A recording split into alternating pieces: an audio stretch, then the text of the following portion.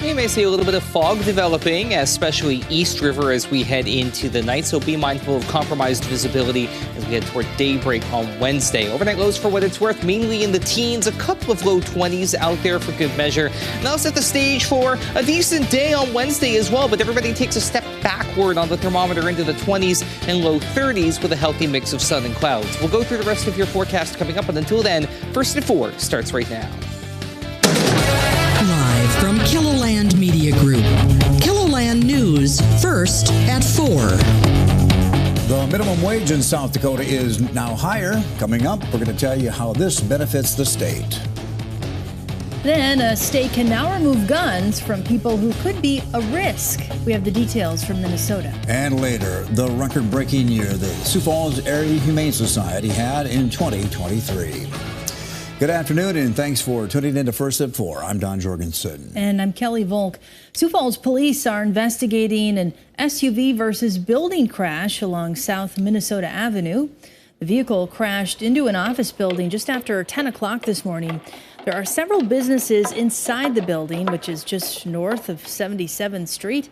At this point, there's no word on what caused the crash or whether anyone was hurt. 3 teenagers are in custody after a Rapid City break-in.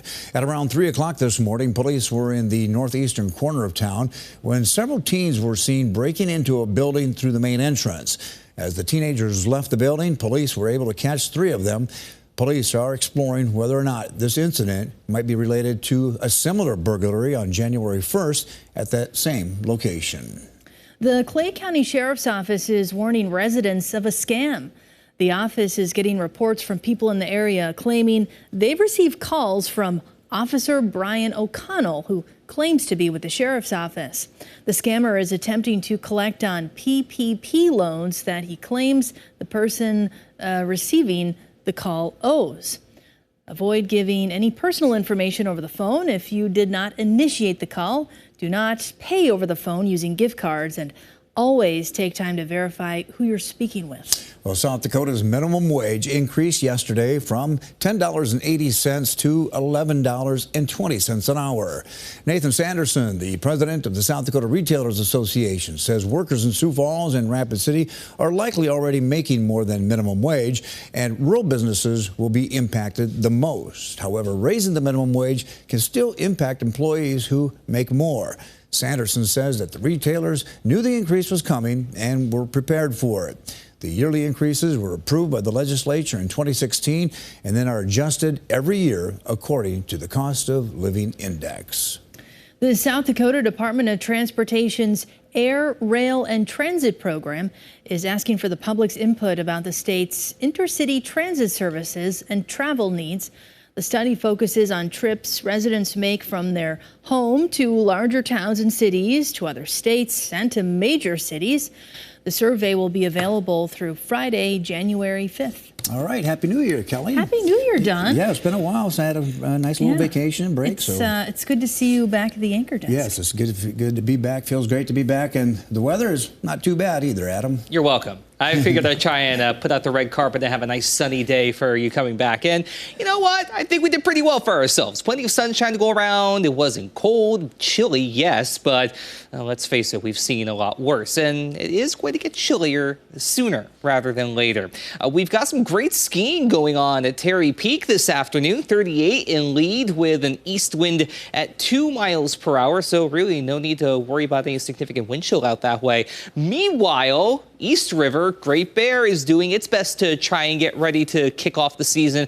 Mother Nature has been basically doing everything it can to work against the folks over there on the north side of the city. But we may finally be able to make a breakthrough and get that lift going. 35 right now in Mitchell, 36 for Chamberlain, 34 here in Sioux Falls. By the way, we got up to 37 for a high so far. 35 in Phillip, 42 Rapid City, 36 towards Spearfish, 39 in Faith, 34 Aberdeen, as well as Ortonville and Spencer, 33 down toward Yankton. A satellite and radar is working, both are, rather. You have to go up into North Dakota to get anything to come up, and even then, it's not a whole lot. It's just a little bit of cloud cover out there.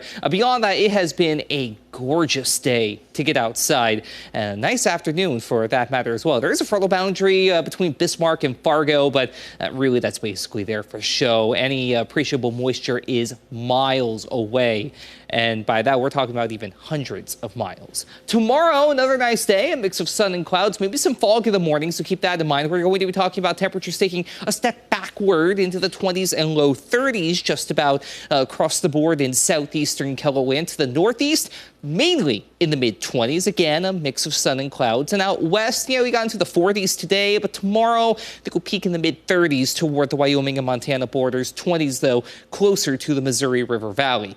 Even chillier weather could be on the way beyond the 7-day forecast. But before we get there, we have to keep an eye on a few flakes next week. We'll talk about that coming up as we get through the hour.